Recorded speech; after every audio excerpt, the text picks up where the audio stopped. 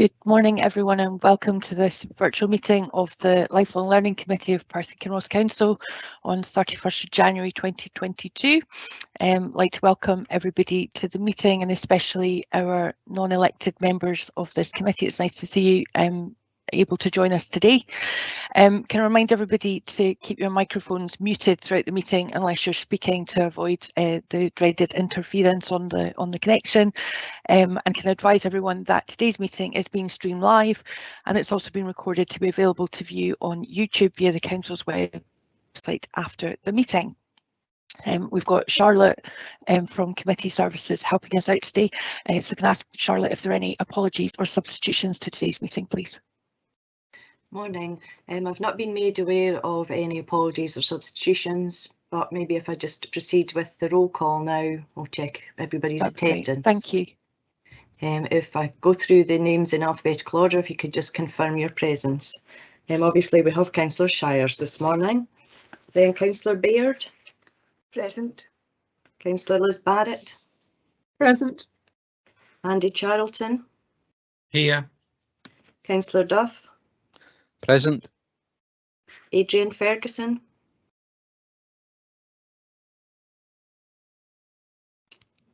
Adrian Ferguson. Okay, we'll come back to that. Councillor Forbes. Morning, I'm here. Morning. Martin Gowrie.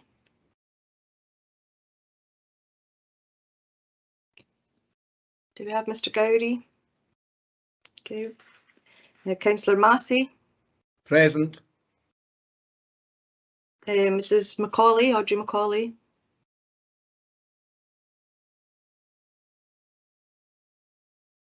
Councillor McDade. Present. Okay. Teresa Moran. Present. Okay. Councillor Pulver. Present. Councillor Purvis. Present. Councillor Ribbick. Present. Councillor Reid. Present. Councillor Sarwar. Present. Councillor Simpson. Present. Carolyn Weston. I'll just go back and check that some of the non-council members aren't present. I'll just check. Adrian Ferguson. No. Martin Gowrie.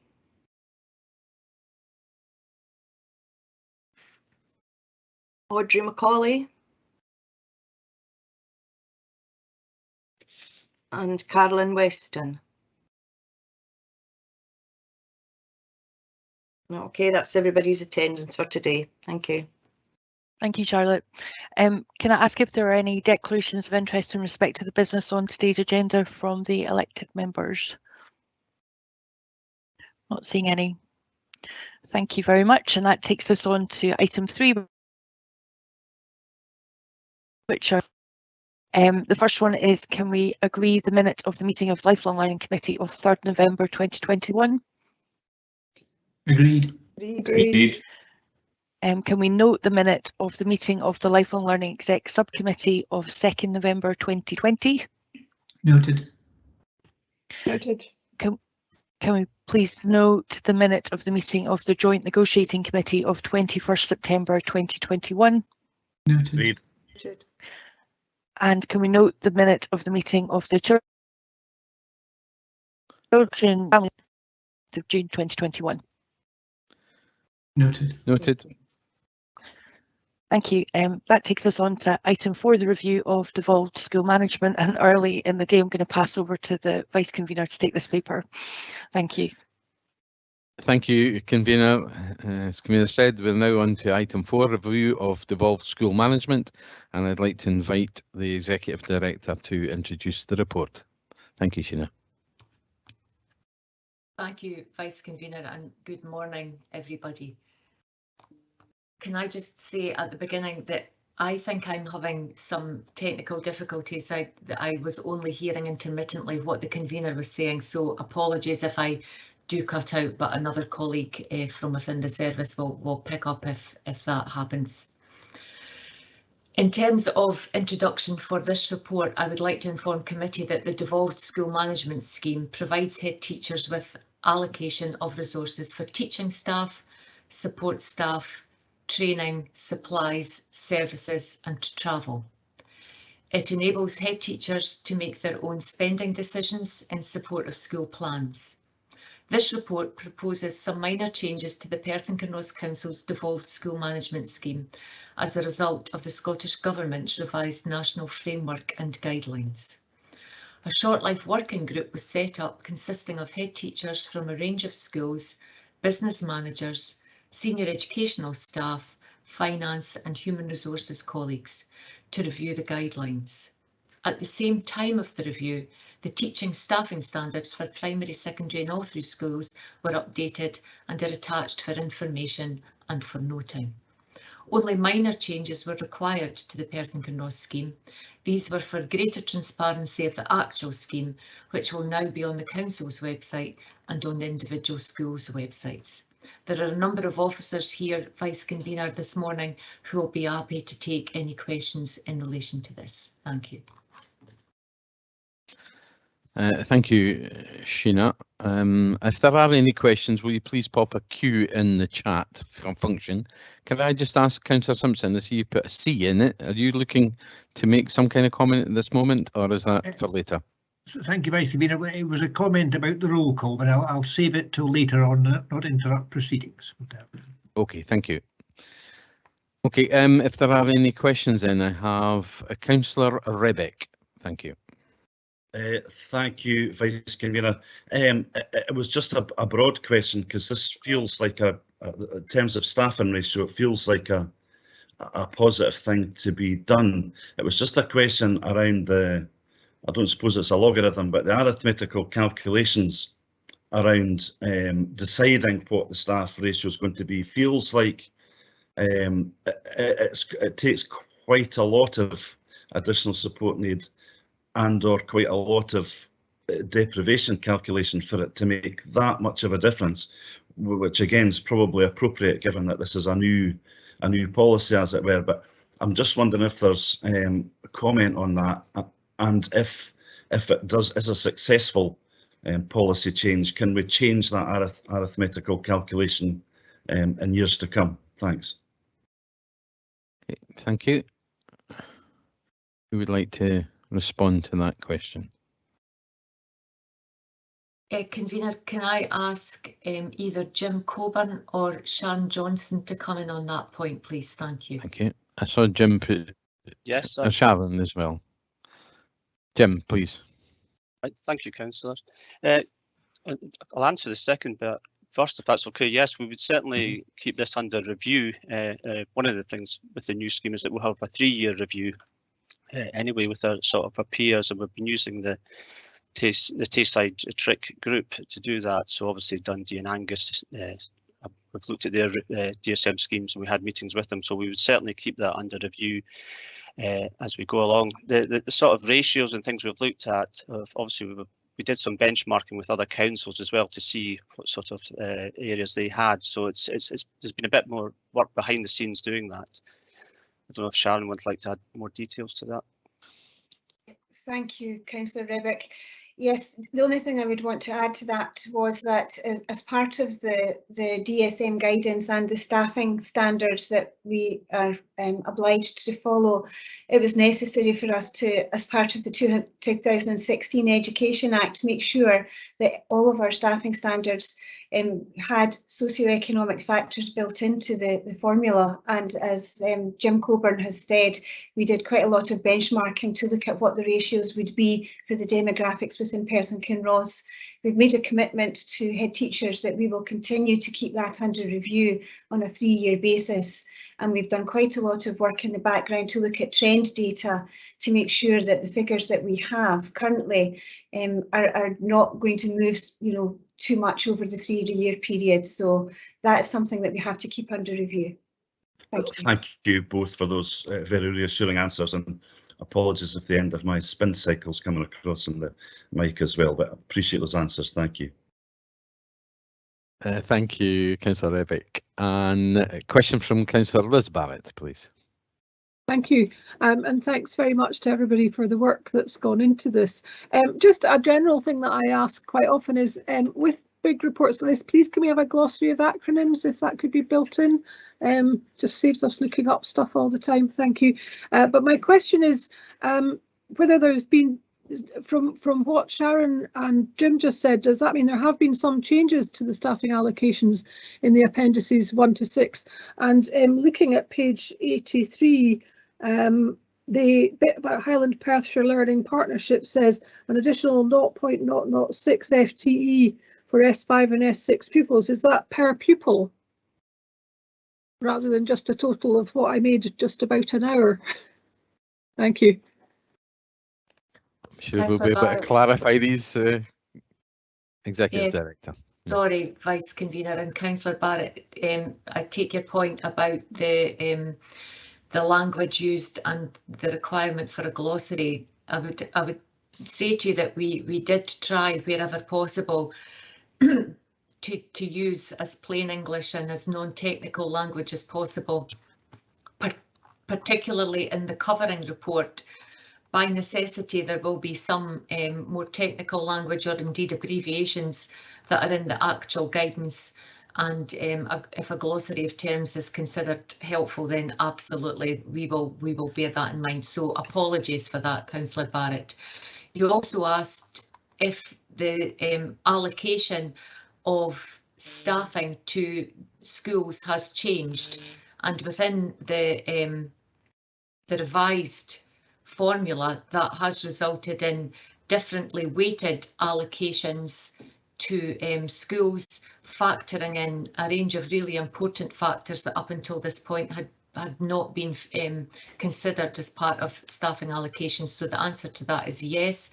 And in relation to your question about the Highland Perthshire Learning Partnership and whether the weighting is per pupil or not, I'm afraid I don't know, is my honest answer to that question, but there'll be somebody who does, and that would either be Jim or Sharon, so I would defer to them. Thank you. I'm happy to answer that question. It would be by number of pupils would be multiplied by the 0.06. Thank you, that's reassuring. And my thing about the glossary was it's really just the accurate acronyms. I think the other terms are reasonably clear, but it's just I find myself hunting for acronyms sometimes. Thank you. Thank you, Councillor Barrett. Councillor Forbes. Yeah, thanks for that. I've got a quick question on non-devolved budgets, and I was just wondering, clothing and footwear grants are non-devolved, but I thought it would seem to be sensible that they are devolved to the head teachers to be allowed to make those decisions. Councillor Forbes, we have a system in place whereby there's a centralised team who deal with all of that, because within the devolved school management scheme, we're also mindful of the necessity to balance workload for head teachers in terms of particular grants that they might administer or not, that might not directly be linked to learning and teaching, but may nevertheless be very important in terms of children, young people and their families. And so we have a centralised approach to that, but that's done very much in conjunction with schools. Jim, I don't know if there's anything else you would want to add to that. No, I just agree. It's more the bureaucracy that we have, and we've managed to do this on an online basis as well now. So to speed up the process, it's much more efficient that we do it in the centre, certainly. Thank you. Okay, thank you. Thank you. That you, Councillor Forbes. Councillor Purvis, please. Thank you. My question's in relation to the point at 2.1.4 about the DSM carry forward percentage being reduced from 10% to 2.5% to align with the budget flexibility scheme. I remember from looking at budgets previously that there was often what seemed to be a large underspend, but I think was partly explained by the difference between the financial year and the school year. I'm just wondering, is that how is it on the financial year or the school year that the carry forward percentage is calculated against, and will there be any detriment to schools from reducing it to this level? I can answer that again. It'll be the financial year because it's the final accounts at 31st of March that we need to put the underspends into the reserve to carry it forward. There should be no detriment to any school because no school has really gone above the 2.5% anyway. Again, we did benchmarking with other councils, and there was only one other council that was at 10%, and through this review, they're moving down to 2.5% as well. So this shouldn't affect any school at this time. And normally, the overall percentage for the DSM carry forward is around about less than 1% most occasions. Okay, thank you. Thank you. I'm not seeing any further requests for questions at the moment. I'll just give you another few seconds to pop a last minute question if anybody wants one. Okay, thank you. Well, if that's all the questions done, I will move the paper. Devolved School Management takes its lead from the principle that decisions are made closest to the learner wherever possible, and as a result are delegated to the head teacher and to schools. This allows head teachers to react and respond more quickly, effectively and efficiently to local need. Head teachers, in consultation with pupils, parents and staff, use the financial resources within their devolved school management budgets for raising educational attainment and improving the school performance, and the budget areas deemed suitable for devolved school management are contained in section 2 on page 36. As can be seen in the paper, devolved school management is currently a key policy of the Council and operates fully within the Council's governance structures, such as the scheme of delegation, financial and procurement regulations and standing orders. It also aligns with our local priorities expressed through a variety of Council and national plans and strategies. I'm pleased to note that the recent review of the Perth and Kinross Council DSM guidelines found them to be comprehensive and robust, and consequently only minimum revision was necessary. These changes were principally around providing details of the DSM scheme and staffing standards on our website and amending the carry forward limit to 2.5% in line with our budget flexibility scheme. If approved today, the revised DSM scheme will be implemented from the 1st of April this year, and it will be reviewed every 3 years thereafter. That said, I also welcome plans for the scheme to be considered annually by the Joint Negotiating Committee for Teachers. I'd like to thank officers for bringing this report forward today and all of the work undertaken in relation to Devolved School Management Scheme and the associated staffing standards, and for their operation throughout the school year. These are not inconsiderable sums, and I also thank our head teachers for the wide variety of innovative ways they have used this budget to prioritise the needs of our children, ensuring that all of them have the same opportunity to succeed educationally. Convener, I'm pleased to move the paper and ask members to approve the revised DSM scheme before us, and to note that it will be reviewed on a 3-year cycle. Convener, will you please second the paper? Thank you.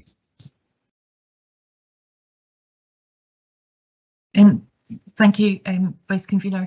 In seconding this paper, I would just like to thank Jim Coburn and his team in particular for the huge amount of work that's gone into developing it, particularly during difficult times when they've had lots of other pressures on their workload, and to thank all of our head teachers for the smooth way in which these budgets are managed at their local school level. So with those brief comments, happy to second. Thank you, Convener. If there are any comments, will you please put a C in the chat box, and I have Councillor Rebick, please. Thanks again, Vice Convener. Just very briefly, and going back to staffing ratios, to weight staffing ratios taken into account, deprivation and additional support need seems entirely sensible and indeed progressive to the SNP group here, so we are very happy to approve this paper. Thank you. Thank you. Are there any further comments, please? No, if not, then are we happy to approve this paper? Approve. Approved. Thank you. That concludes item 4, and I'll hand back to the convener for the remainder of the meeting. Thank you. Thank you, Vice Convener. I hope you can all hear me. I'm not sure what the connection's like, so if a few nods would be, thank you very much. Thank you, Councillor Simpson. Paper 5 is the School Estate Transformation Programme paper on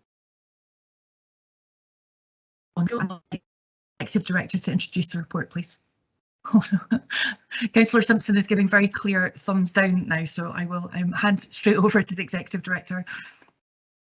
Thank you very much, Convener.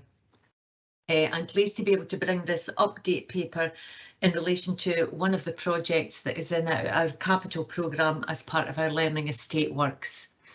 Significant work has taken place to develop a solution to improve the condition and the suitability of Cleach Primary School.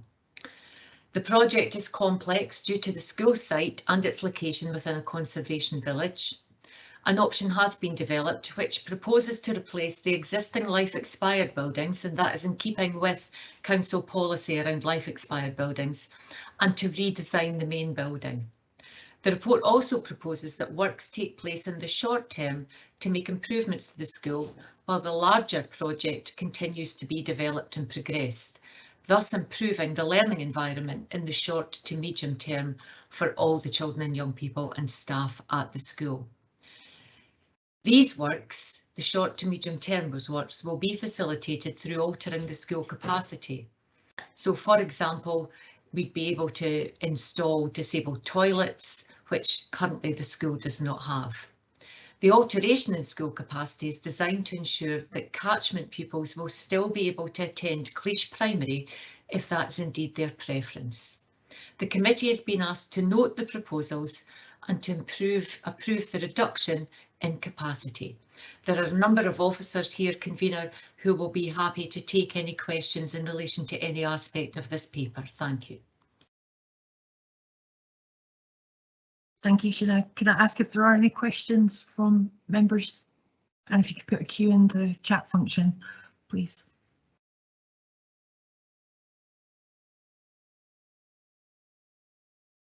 Okay, Councillor Purvis, can we maybe take, are they kind of related or? Some of them. Do you want? Okay, I think in light of the fact that I'm having technical difficulties, if everyone's happy, I'll just allow Councillor Purvis to ask his questions and then move on to Councillor Rebick, if that's okay with everyone. Okay, thank you, Convener. Yeah, if I could start with a question about community consultation. I wonder if perhaps officers could outline what community consultation has been done in relation to the options and how this might be different from what has been done in previous school estate review processes. Convener, is it possible that I can kick off here and then I would ask Carol to come in, if that's okay? It would be to say, yes. Sorry, thank you, Convener. It would be to say, just in very general terms, Councillor Purvis, that what we are conscious of in relation to this paper is that this is actually an update paper in relation to a project as part of the capital programme, as opposed to a number of other papers that over the past years Lifelong Learning Committee will have been used to seeing linked to review of the school estate, where perhaps a consultation, a pre-consultation and a statutory consultation might well have been factors in those papers, and thus decisions being taken relating to those would happen here at Lifelong Learning Committee. And this is a bit different in that regard, in that this is about a project being funded through Learning Estates monies. And so I'll perhaps ask Carol to give a bit more information and detail about that to respond more fully to your question. Thank you. Thank you, Sheena. In general, I think Sheena has answered the question, Councillor Purvis, in terms of the type of consultation we've been doing. So basically, most of the other options have looked at statutory consultation, and therefore we've done pre-consultation.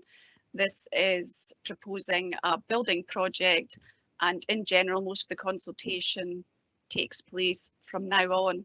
So you'll be aware that we met with the Parent Council and a member of the Community Council in December 2020. We went over the vast majority of what is in the report. What has not been discussed with the community or the Parent Council as yet is the detail of option 5 and also the short-term works.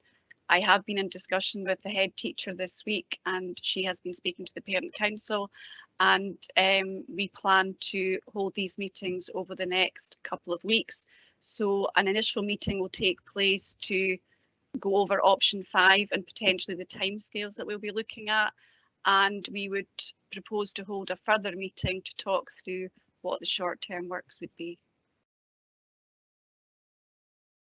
Okay, thank you. As a supplementary to that then, I'm just wondering if you could explain when we took a decision that it would not be considered in the same way as part of the school estate review, and that instead it would be considered as a building project. I'm just looking back at the report from, I think, May 2019, and it says that the high level feasibility study will inform options. It doesn't say that that then only one would be taken forward. And then I suppose the second part of that, is it not a bit unorthodox to have a discussion with the community in detail about an option after a decision has already been taken on that option? So I might start with your second question first, and talk about potentially how we deal with capital projects. So this will be a capital project that goes forward. So during the detailed design development of a capital project, a user reference group will be set up.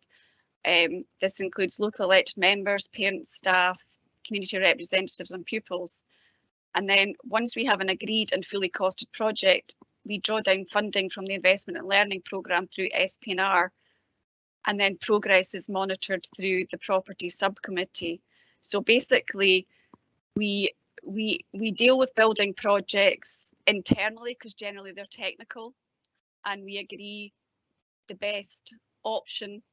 Then we start looking at the detailed design and how it would work with the school. That was the second part of the question. Could you remind me again of the first part of the question, Councillor? It was about at what stage was the decision taken to move it from the school estate review and looking at various options into solely a discussion about one particular option, because the report back in May 2019, refers to the feasibility study work being done to look at options. I suppose, Councillor Purvis, that was when the decision was made, because the options that we said we were looking at back then were building options and not options in relation to closure of the school or catchment reviews. So it would be in the 2019 report. That's when it would have become a building decision.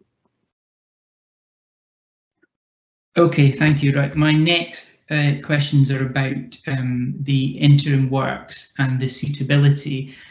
So first, on the interim works, would those works be undertaken while the school is in session, or would they be done during the school holidays? And the second one is, do we know whether once the larger project is completed, would that be bringing the suitability and condition up to B or to A?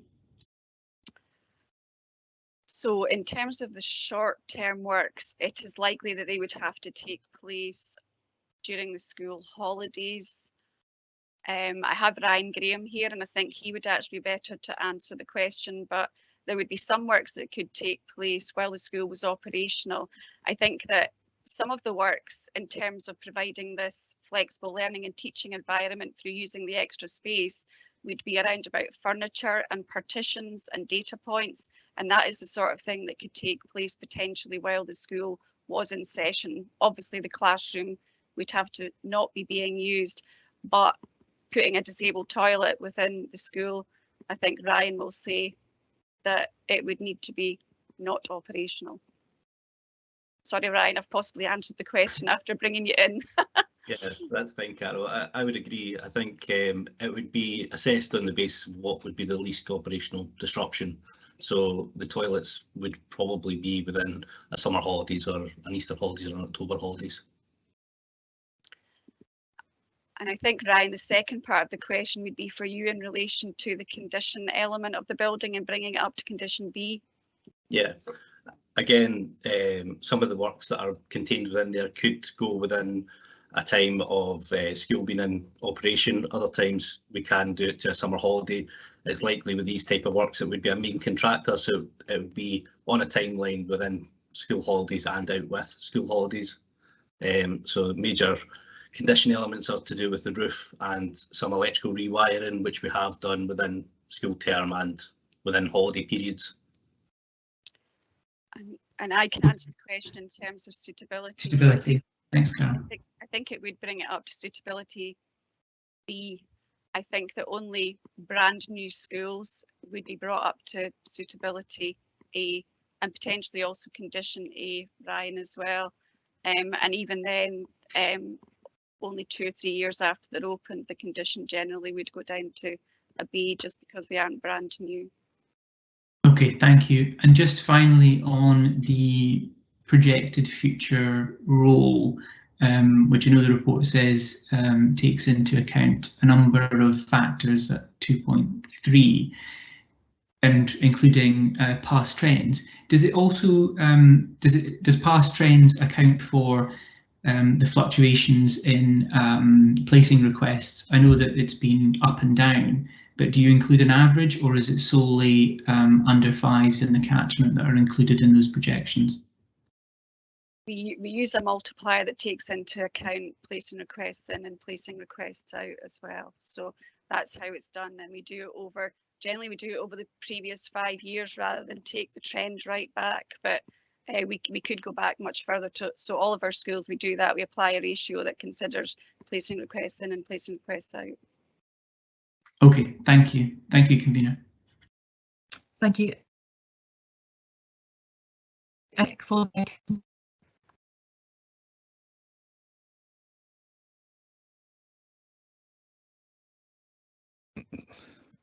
Sorry, convener, we seem to be losing your signal there. So if I can just carry on for the moment and ask Councillor Rebick. Thank you again, Vice Convener. With apologies and a request for indulgence, I have a couple of questions as well. And thank you, Carol, for your answer on the short-term work. If I can just ask, is that short-term work, does the capacity reduction to 50, is that crucial for this short-term work? And what effects will this project have on playground capacity as well? Having visited the school, I know it's a really nice, beautiful school, but it is unusual in its makeup, and playground capacity can be challenging. So I'm just wondering about the reduction to 50 and the effects on playground capacity, I guess, Carol, please. Or that's my question anyway. I know I'm not meant to ask specific officers, so apologies for that. I will answer you, however, Councillor. Thank you very much. Thank you. We do need the reduction in the capacity to do the short-term works.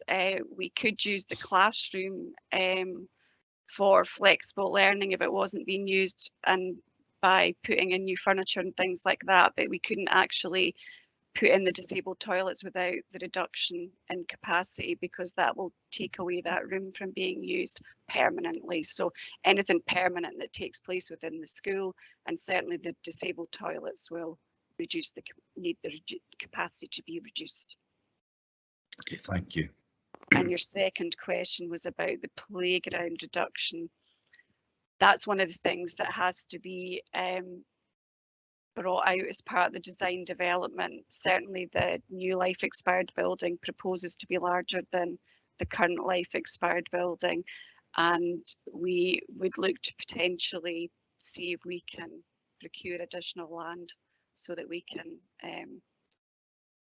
retain the size of the playground, if not make it bigger. Excellent, thank you very much. I have a further question, with your indulgence, Vice Convener, just about the reduction in capacity to 50. There's maybe 2 or 3 parts to it, but it's essentially about the one thing. I know that the head teacher, Anne Nesbitt's works really well with the travelling community locally, and I'm just wondering if that's still the case.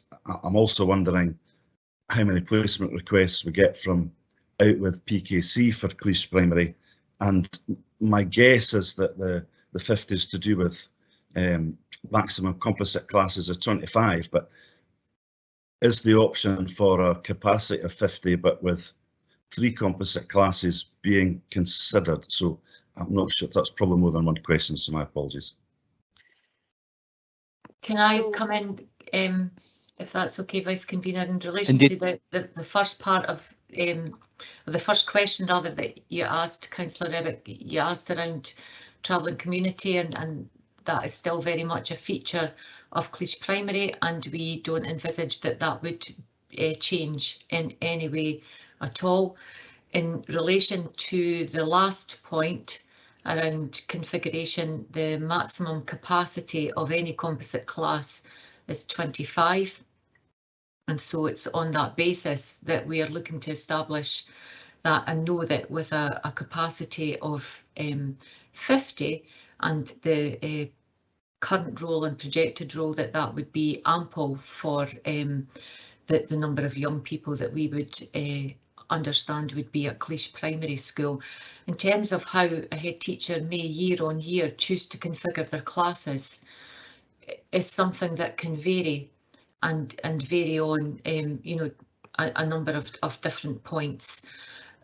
So young people will be enrolled in a school and allocated a class, and of course at any point it may be that different teaching groups are formed, but they would not be the core class, if you like. So we need to make sure that we have the capacity should classes reach their maximum of 25, but any variation within that during the course of the year as to how young people can be configured to learn at different points for different purposes would be a matter for the head teacher to deal with. Thank you. And I'll leave Carol to answer your middle point, if that's okay, Councillor Rebick. Thanks. Thank you. Councillor Rebick, we only have one pupil from outside the authority as a placing request at the school at the moment. We have 7 other placing requests, but they are Perth and Kinross pupils. Thank you. Thank you. I think hopefully Camille's back with us. Yep, I'll let her. should be back. That seems to, hopefully that's more stable connection now. Thank you.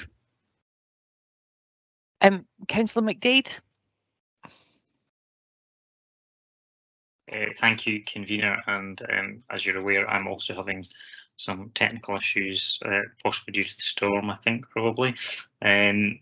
So if I have a few questions, can I ask them all at one time as everyone else has, or do I need to... That I think under the circumstances of today's connection, if everyone's willing, that's an easier way of managing it. Thank you. Okay, thank you very much, convener. And I'm just going to leave my camera off for the stated reason there. First of all, I'm sure this won't come as any surprise to the Executive Director and her team. My first question is going to be, have we ever considered or consulted on a nursery provision in the Cleash catchment area for Cleash Primary School? Councillor McDade, and convener, I'll ask Sharon Johnson to come in relation to early years provision in the area. Thank you. Thank you, Sheena. Councillor McDade, we haven't consulted on early years provision in Cleash Nursery for lots of reasons that everyone I think is quite familiar with now. In terms of the capacity of the ELC communities, there's ample nursery provision already within the area, and we have to manage, you know, the budget that we have based on the funding that we've received from the Scottish Government.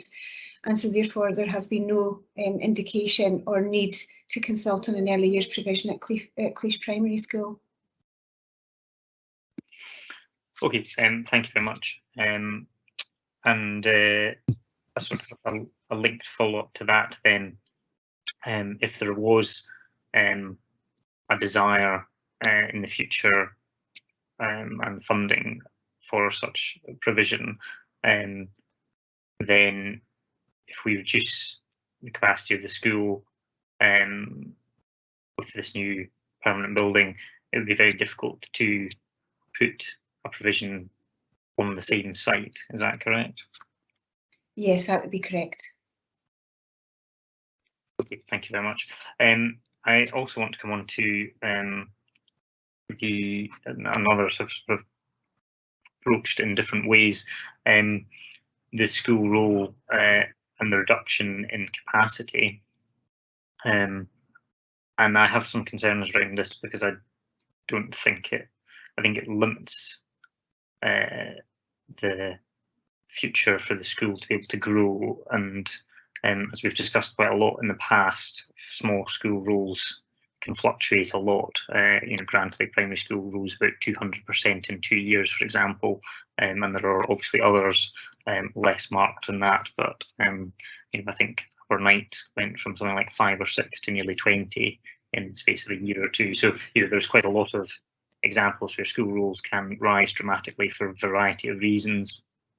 It only takes a few families perhaps to move into an area to change that. So I'm slightly concerned if we reduce capacity down, although at the moment on current projections, 2 classrooms of 50 capacity is will cover all of that, and that it might prevent the school from being able to grow in the future. And I'm wondering if, Councillor Revick sort of touched on this, if there are options when we come to the design stage that could be explored around creating classrooms in a flexible way that would allow for 3 classrooms, potentially 3 not quite as large classrooms, to be created if needed. I'm thinking all of our old rural schools have folding door walls, or certainly a lot of the ones I've been in anyway have had folding door walls, and obviously we have modern equivalents. So I'm just wondering if that would be scoped at the design stage and could potentially be considered.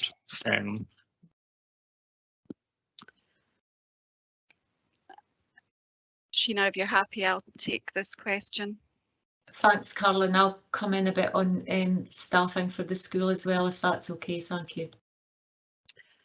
So I think it might be quite difficult to do on such a small site.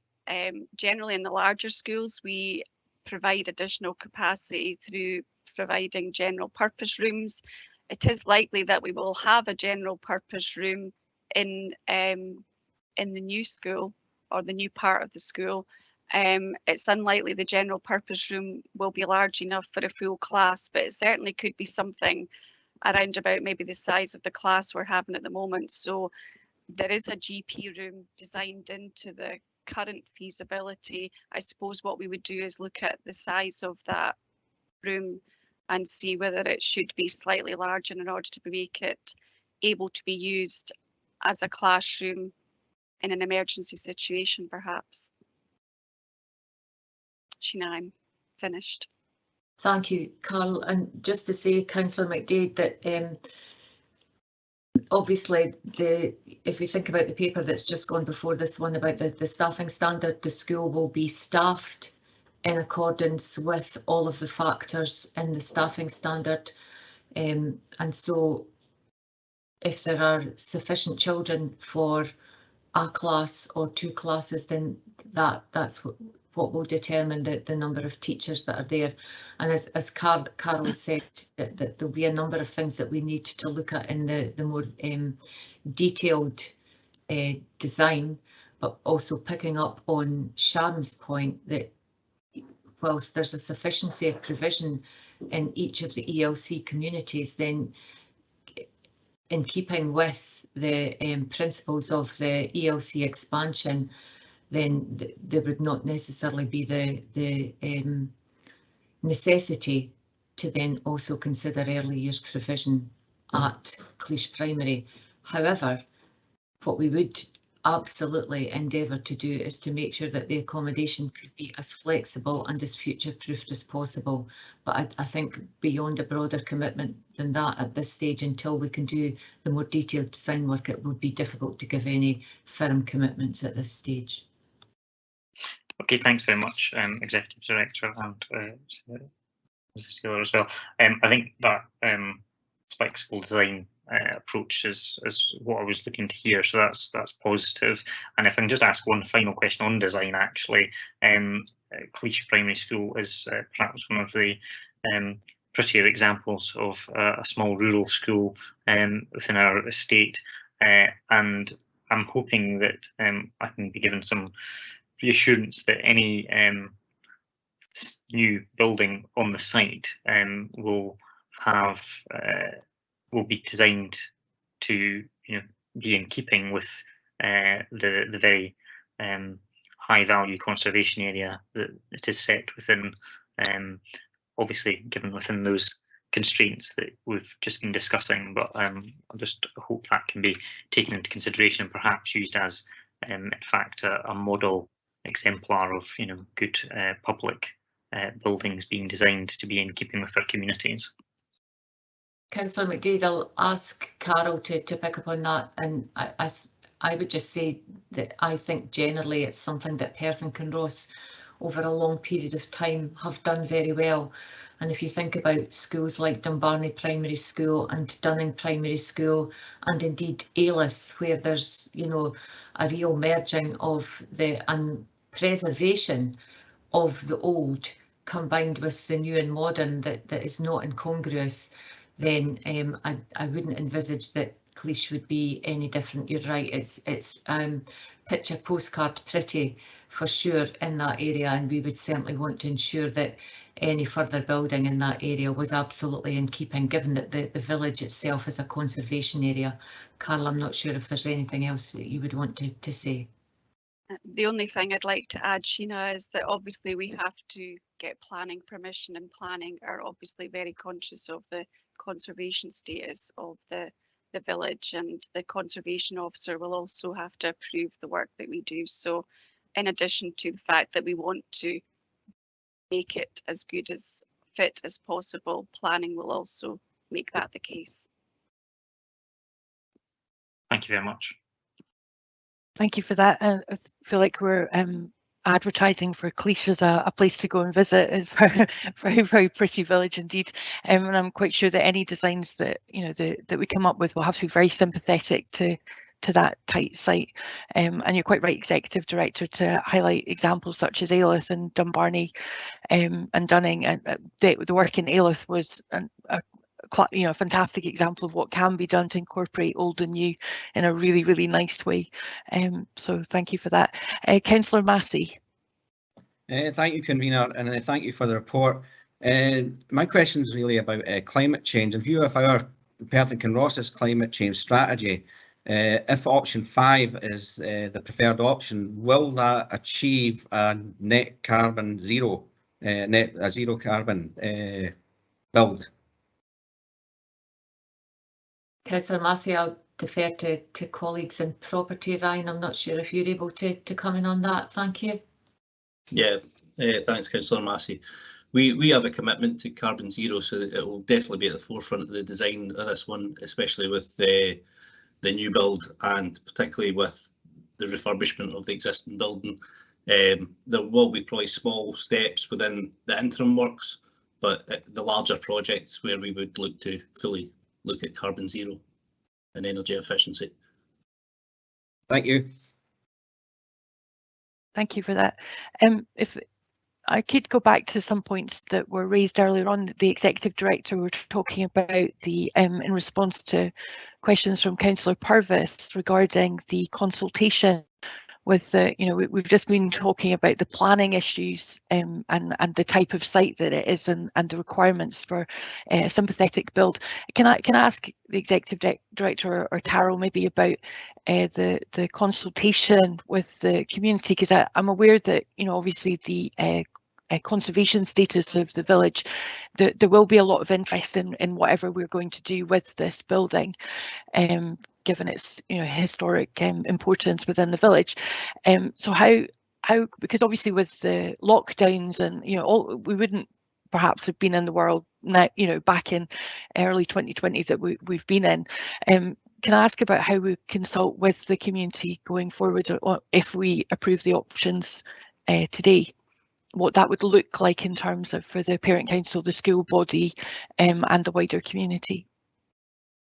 Thank you, Convener. I think Carl will be able to talk in detail about, with any capital project that that this is an example of, and that there have been others like Methven, for example, that would fall into this same category.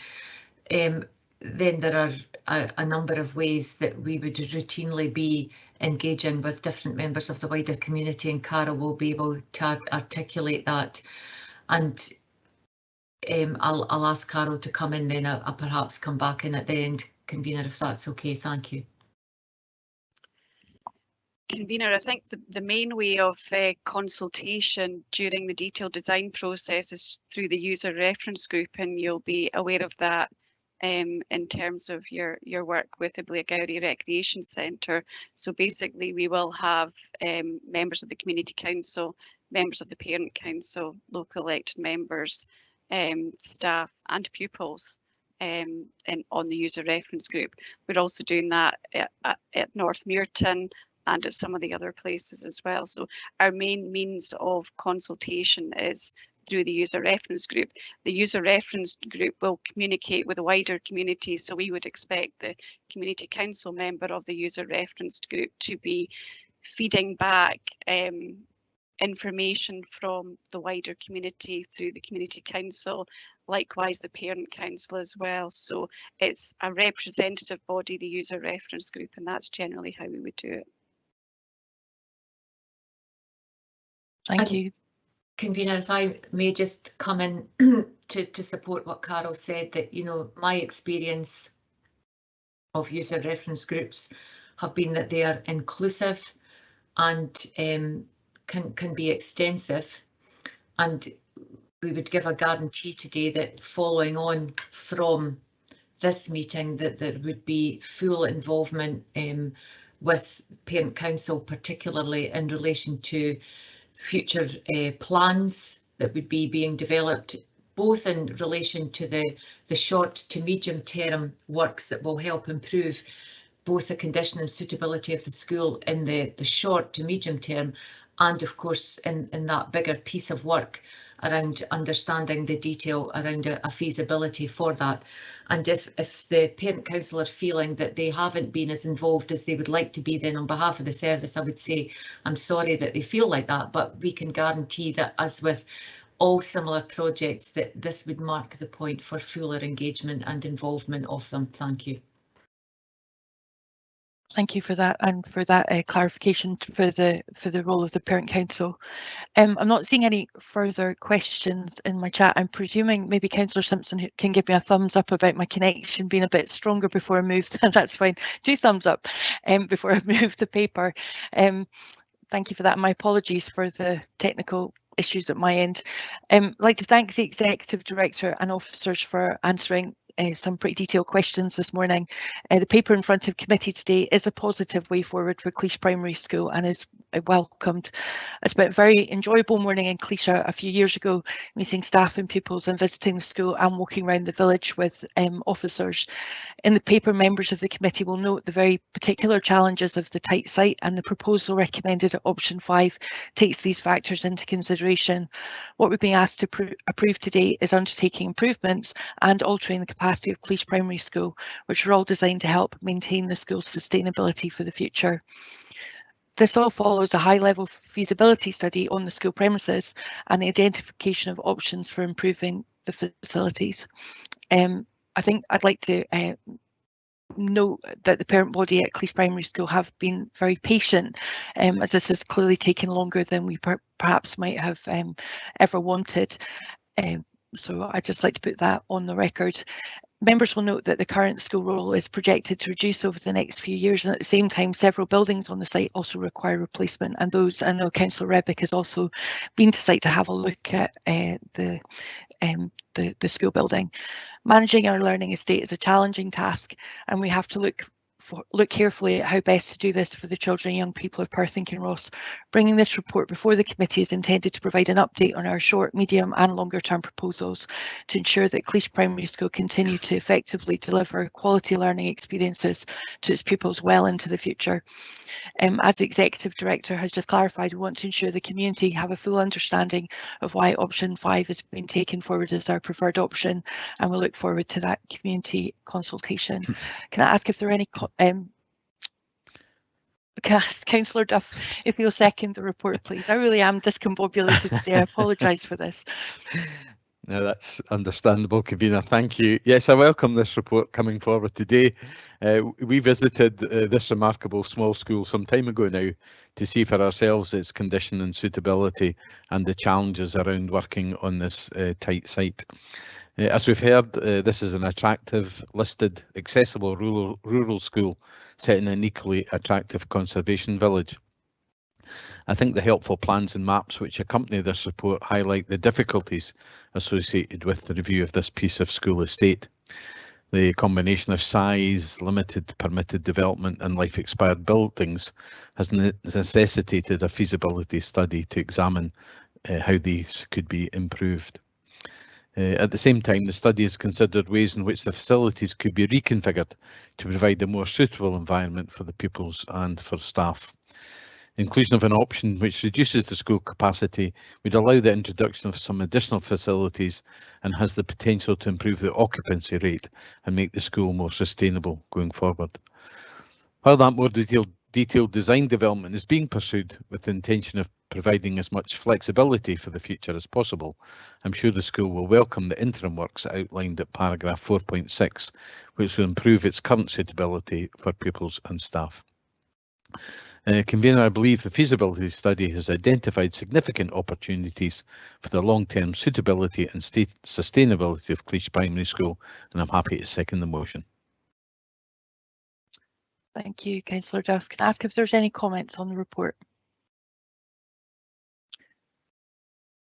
Councillor Rebick, you have an amendment to the paper. Yes, thanks, Convener. I'm hoping that Community Services are able to put it on screen, because that's most certainly beyond my IT capabilities.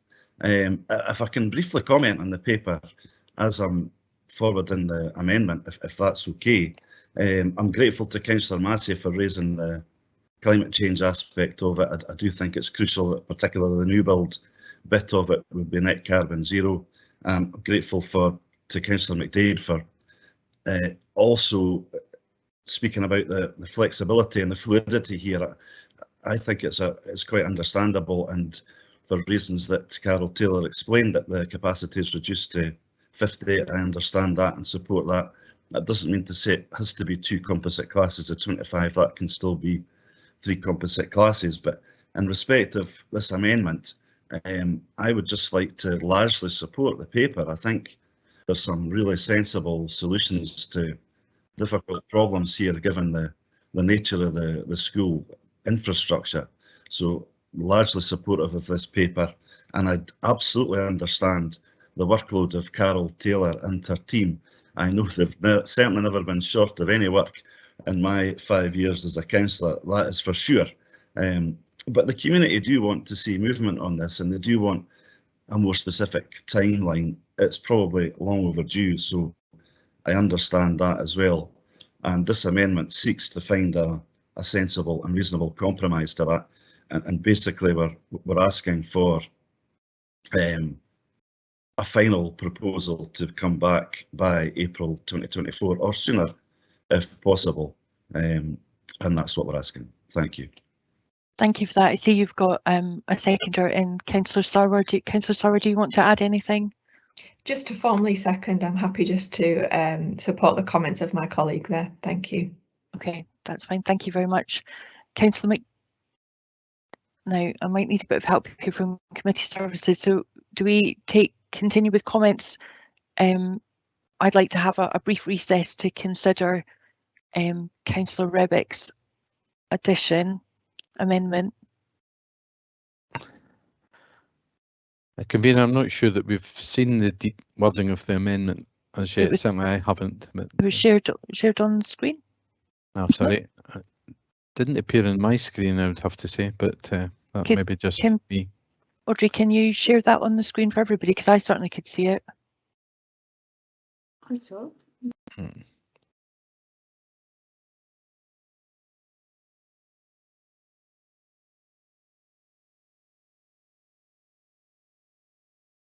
Everyone see it now?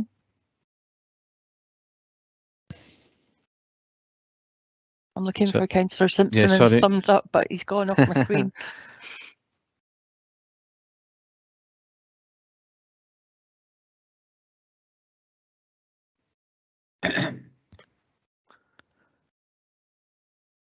Sorry, convener, it must just be myself. I wonder if committee services could post it in chat for me, please. Convener, can I just come in just to quickly clarify something? I think in discussion with Councillor Reb, there was a slight change to the wording of the proposed amendment, I think, which we just haven't quite managed to filter through to the version that's being shared on the screen. So I think instead of saying brought back to lifelong learning, I think in terms of thinking about the appropriate governance route, I think we were changing the wording to just say brought back to the appropriate committee, which will then obviously be decided by the time we get to that point in 2024. That's absolutely fine, Scott. Thank you. Okay, I'm seeing Councillor McDade asking if he can comment prior to the recess. I'm quite happy with that, Councillor McDade, if you'd like to go ahead, and then if it's okay with committee, I'd like to have a brief recess. Thanks, convener. I'm just conscious that my signal is sort of going in and out here. I understand that. I don't want to lose connection. So I welcome the paper in broad terms, and also thank the officers for their answers earlier, and they've given me quite a lot of the reassurance that I was looking for. And really, what I'm looking for, convener, is hopefully that you can confirm your administration's support effectively for what officers outlined in terms of when designing the school, looking to ensure that there is that flexibility, for example, of making the GP room large enough that it could be pressed into service if future school role were to demand such an increase. I think I'm concerned about putting constraints for growth on some of our smaller rural schools, and Cleash, although currently obviously projected to be under 50, is a lot closer to its capacity. It has been a lot closer to its capacity than a lot of the rural schools that we have seen before, and as I outlined earlier, a lot of schools, rural schools, do see surges in demand at different periods. So I'm really just looking for that commitment from yourself, convener, that your administration will ensure as part of the design process that we'll seek to provide the maximum amount of flexibility, so that if we did in the future require 3 classrooms, that third classroom could be created out of that GP room, as was outlined by officers. And I appreciate, as I say, the answers that officers given around the early learning and childcare as well, but obviously we're not able to currently determine what future government policy might or might not be, and I think it would be good just to have that flexibility in general built in there. So that's really what I'm hoping that I can get from yourself, convener, without any need for an amendment. I'm quite sure that officers will do everything they can to build in as much flexibility into the spaces. I mean, it's obviously a very constrained site, and I think it would still need to remain single story to fit in with the school footprint, as it were, you know, where it sits within the village.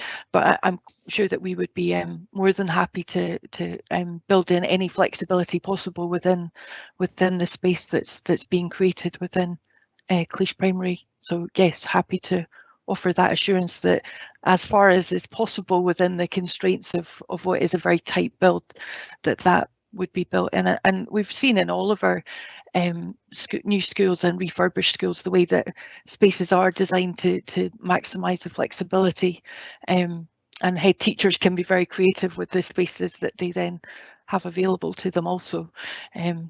So yes, happy to do that. If committee are content, I'd quite like to have this recess now, coming back in at 11:15 if possible. Is that okay? Thumbs up from Councillor Rebick. Thank you very much.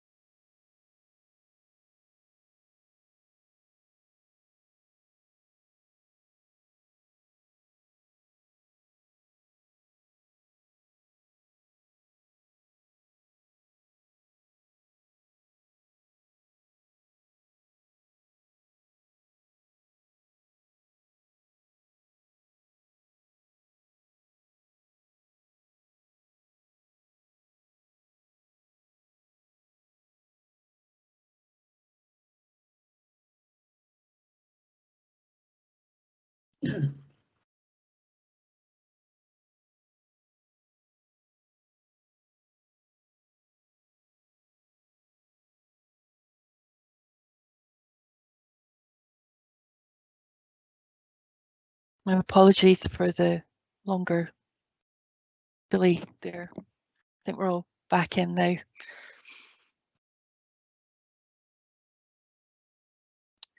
Okay, so reconvening.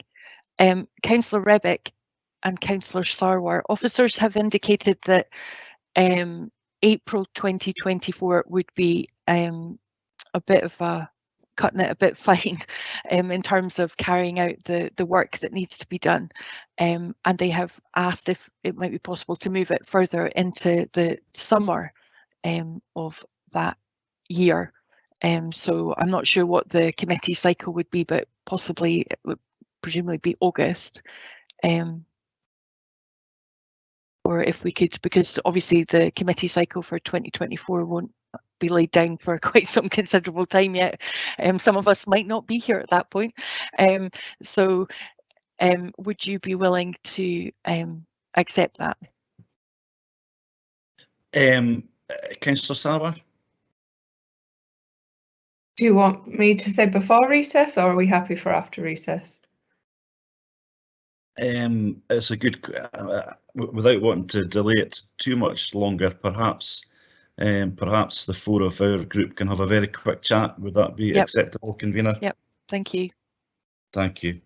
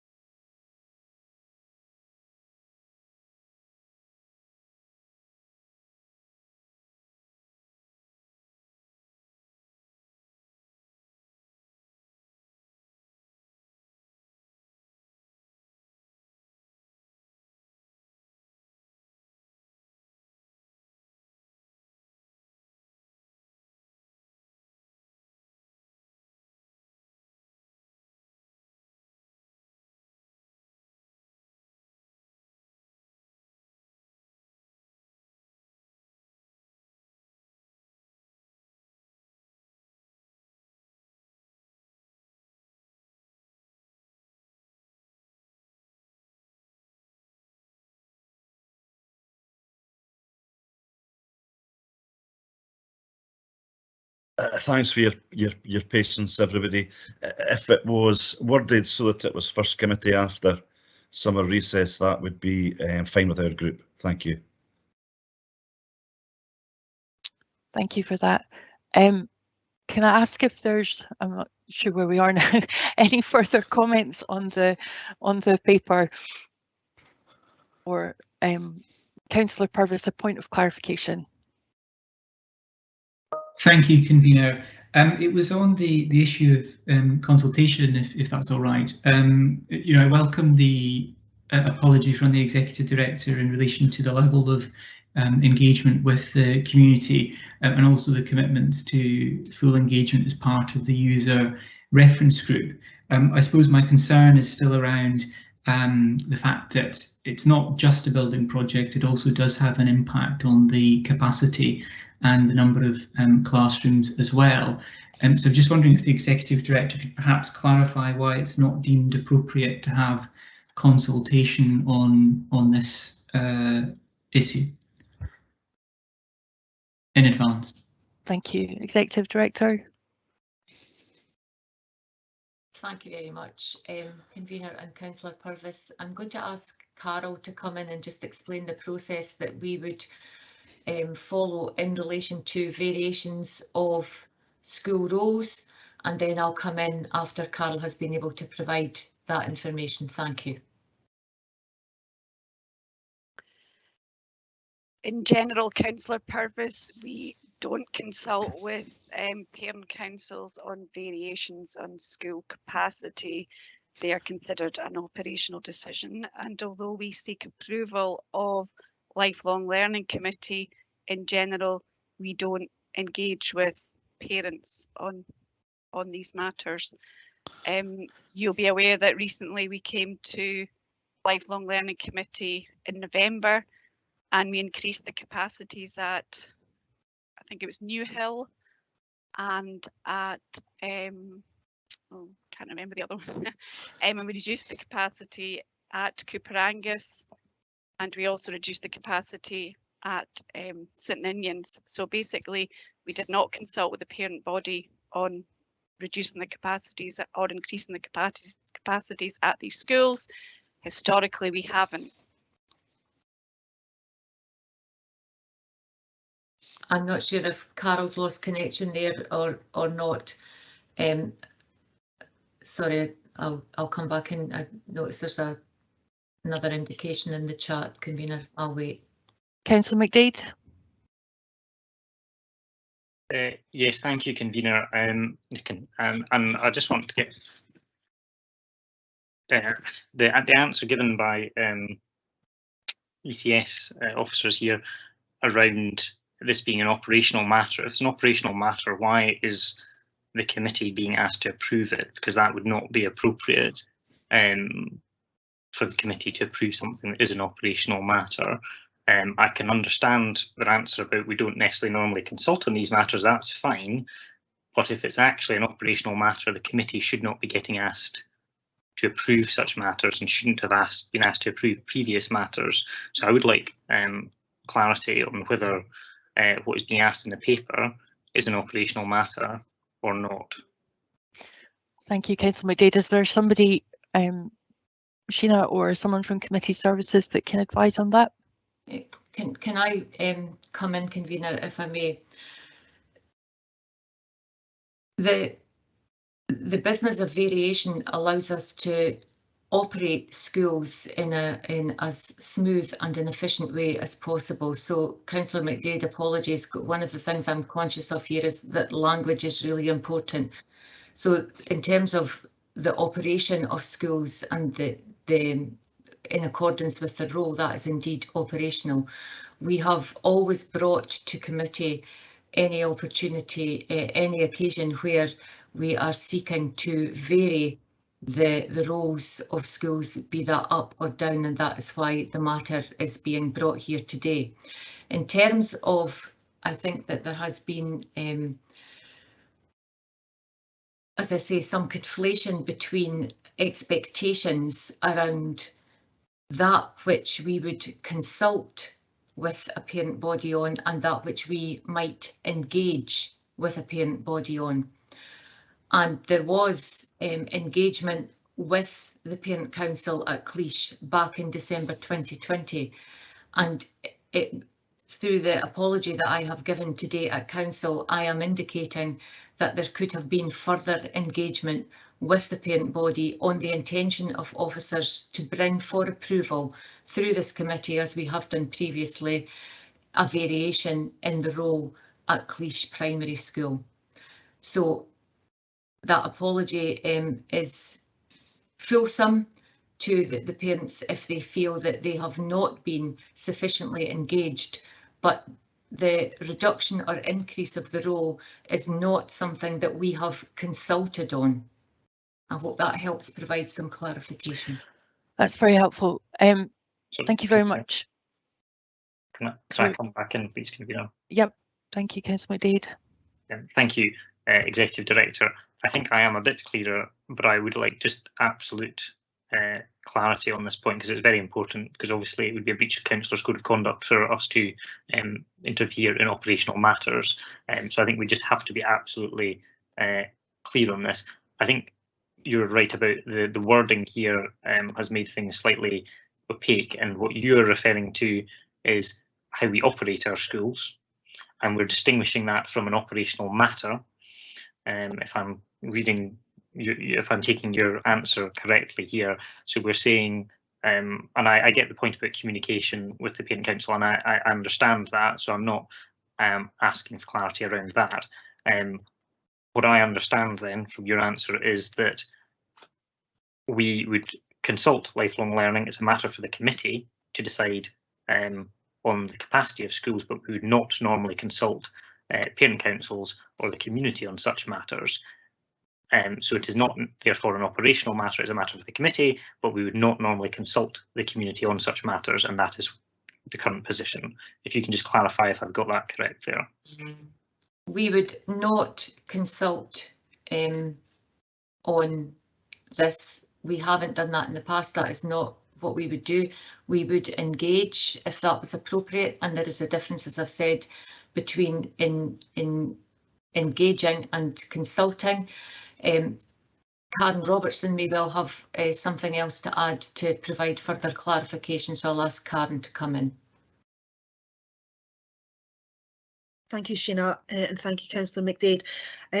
Obviously, the local authority has a number of areas which it is required to consult on as a matter of law in terms of statutory consultations relating to the school estate. The capacity of the school is not one of those statutory proposals. What the report today is seeking the approval of the committee is to permanently alter the current published capacity of the school. Thank you. Thank you for that. There's been quite a lot of clarification there around various issues with regards to the paper. I'd quite like to move us forward now. Councillor Purvis, I thank the Executive Director for her clarification and the commitment that we will engage fully with the local community, both the parent council, the wider school body, staff at the school, children at the school, as we have done in all the way through the various different builds, etc., and the wider community as part of that. And I'm content that we accept Ms Devlin's apology around what's happened with regards to the consultation over what has been a tricky period for consulting anyway, and that we move forward. Councillor Rebick and Councillor Sarwar's amendment, I am content with the agreement of the committee to accept that into the recommendations, and it will be for future members of these committees to have those reports around the summer of 2024 or sooner if possible, and we would make that plea to our very hard-pressed colleagues in planning, building, property and ECS about delivery of those. Councillor Purvis, if you want to have a comment, I can make it brief, please, because I think we have gone round the houses a wee bit, if without pun there. Apologies, convener. Sorry, that was simply a point of clarification. I didn't realise we had moved on to comments. Yeah, I would like to thank the Executive Director for those further clarifications. I do think it's important to recognise that this is a very positive outcome for Cleash and the local community, and the fact that I'm questioning the process shouldn't take away from that. But I think it's important that, given those concerns were raised with me by the local community, that I brought those to the committee today. I think it's a difficult situation because there are quite a lot of restrictions. There is no desire for a school on a different site within the Cleash catchment, so that reduces the options. There's no desire or indeed possibility, given planning and the fact the building is listed, to have a new building to replace the old building on the same site. So again, further reducing the options. And also the restricted nature of the site itself does make it very difficult to look at the possibility of extension. So there's a lot of common ground in that we do need to look at improving the building, the existing school building, and also replacing the porter cabins. It was just that issue about how we arrived at that and the implications that might have on the number of classrooms, etc. So I'm pleased that there will be full engagement as part of the user reference group. I would put in a plea, and I know that Carol Taylor, I think, is going to meet with the Parent Council after this meeting, that the rationale for the option in option 5 is explained fully, and that there is an opportunity for the Parent Council to give their views on that and to ask the questions that they might have about that. It has been quite a long time coming, so it's good that we do have the ability to make progress, and that a lot of improvement works will be made in the short term, particularly in the old school building. So I'm pleased that there's going to be an improvement to the suitability and condition of the building in Cleash, and hopefully that we can secure the future of the school going forward, and that pupils in the local catchment, and indeed those who might want to come from out with, can continue to go to this great local school. Thank you. Thank you, Councillor Purvis. Yeah, I would like to just draw us back to the fact that this is in fact a very positive, good news story for Cleash and for the wider community there, and for children who will go through what is an excellent school, very good HMI inspection, and a good meeting that I know Mr Ferguson, who's not here today, came along to with myself. So just to pull it right back to that this is a very positive story. Councillor Duff, can I just check that you're happy to accept the amendment from Councillor Rebick and Sarwar into the motion? Indeed, convener, that was the point of the comment, request for a comment. Yes, happy to incorporate it. Thank you. Thank you. And Andy, Mr Charlton, you've put in a C in the chat. Thank you, convener. Yeah, I'd just like to echo your sentiments there, that actually this is a good news story. As somebody that's lived very closely with the Estates Transformation Review for many years and been closer to it than most, I think the executive director really, should take the opportunity here, and I'm sure she will, to publish good news. And don't be frightened or believe that every time that the Estates Transformation Review is mentioned that we have to try to bury it away, and I'm not suggesting anybody is trying to do that in any way, shape or form, but it is an opportunity to send a positive message from the Lifelong Learning Committee and those that have dialed in today to these smaller schools in particular, who sometimes think that the writing is may well be on the wall, and that's not always the case. And I think the committee today and those council officers that work very hard behind the scenes have demonstrated that they've tried to put due diligence into this report, and have really tried to look at this from every angle. So I'd just like to, really echo your sentiments there, convener, that this is a good news story, and I very much welcome that. That's appreciated. Thank you very much. I think all through the school estate review, we did reference that there was not a one size fits all, or any, that each school would be looked at in its own unique setting, and it is, for the Visit Cleash Marketing Board again, it's a very unique setting down there at Cleash, and that has been reflected through the paper and through the discussions today. So if committee are content to accept the additional recommendation, then I would like to just agree the report and move on to the next paper. Agreed. Content. Are people needing a comfort break? I don't expect the next. No, we're quite happy just to keep moving. Yep. Thank you very much.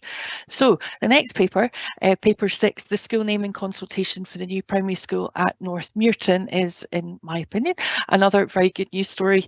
And I'll invite the Executive Director to introduce the report. Thank you very much, convener. This report proposes a name for the new school that's being built on the site of North Murton Primary School. This new school will bring together two school communities, and therefore it is important that the identity of the school, including the name, is representative of both of these communities. The report details the consultation process and shows a wide range of consultees. I'm pleased that the pupils were a key part of the process and that they engaged so fully and creatively, effectively being part of making history. The favoured name, Riverside Primary School, gained nearly 60% of the vote and therefore we are asking this committee to approve the name of the new school as Riverside Primary School. Thank you very much. Thank you very much. Can I ask if there's any questions on the report?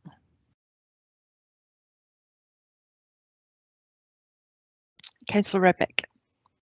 Thank you again, Convener. I'm just wondering if we can be reminded of the catchment area of this new school, please.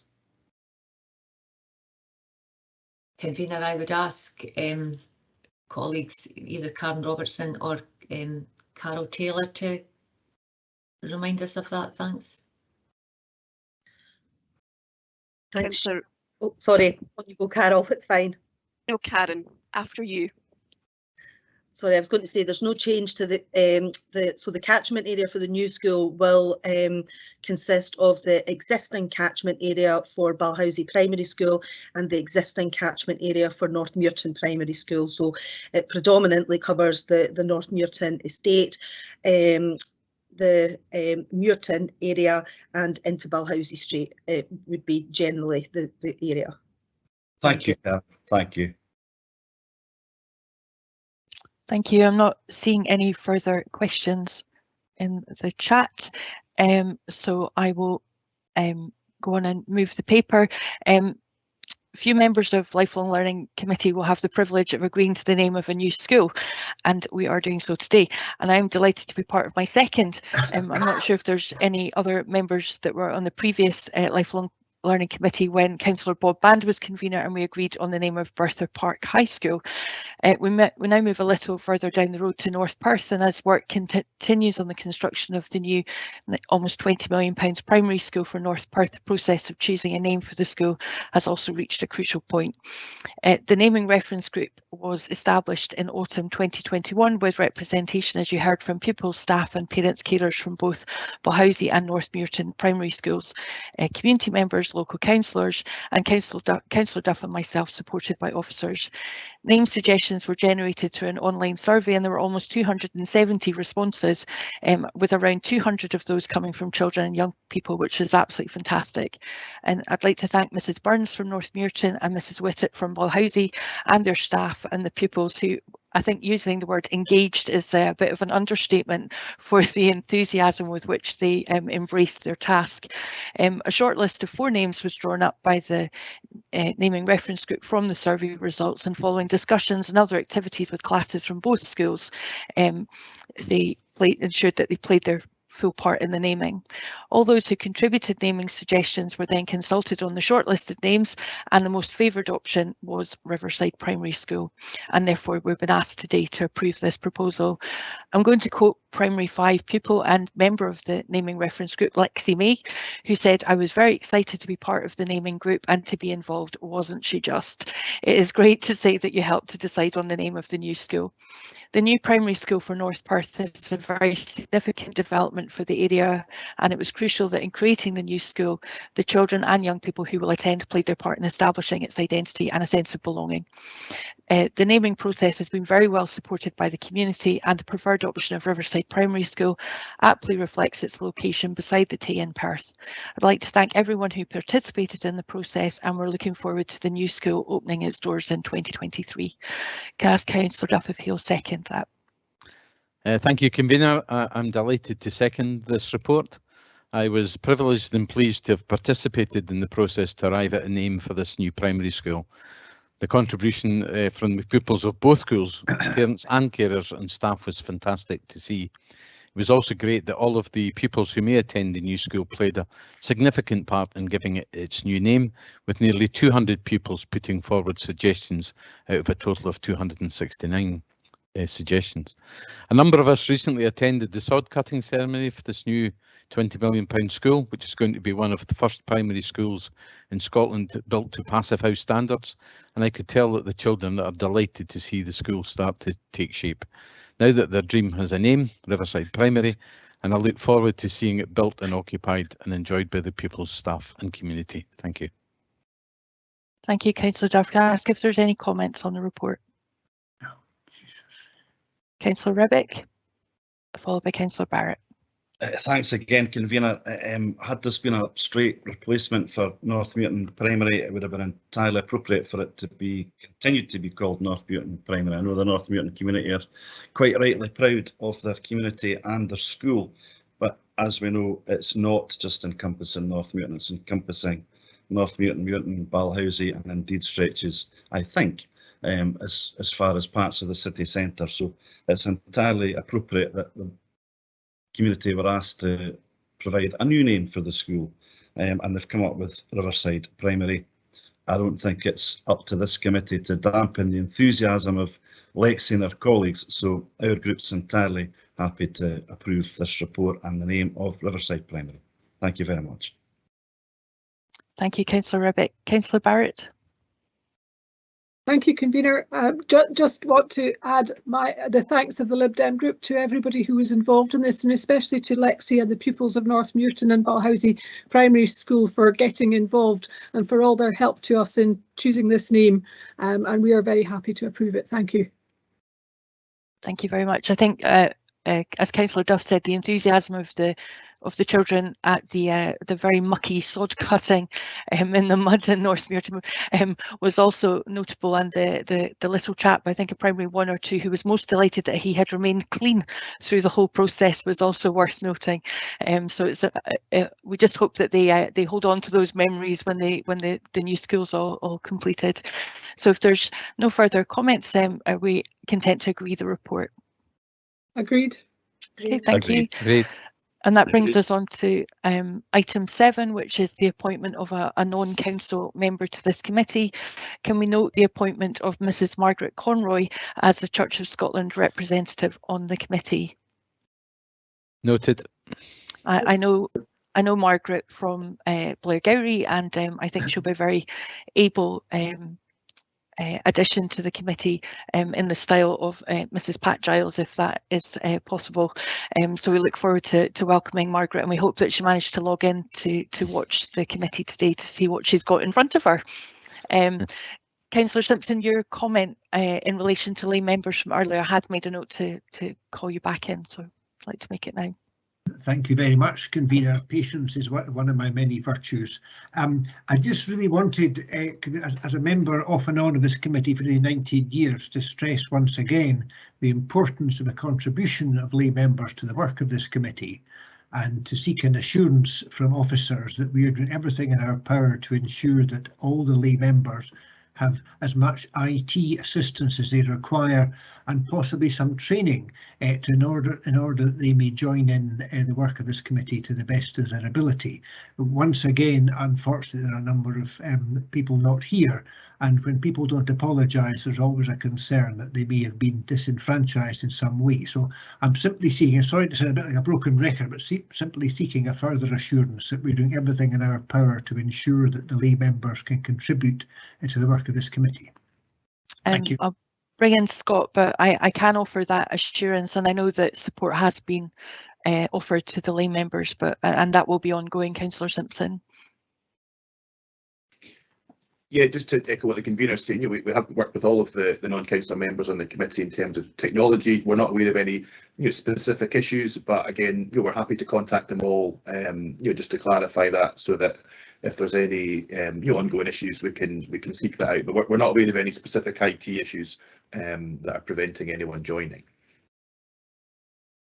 Thank you very much, and with that we'll draw the meeting to a close. A number of very positive papers, but I'm conscious that with those positive papers comes a whole heap of work for our officers, and it would just be appropriate just to once again thank them for their commitment and dedication to making sure that these projects are rolled out to a really high standard.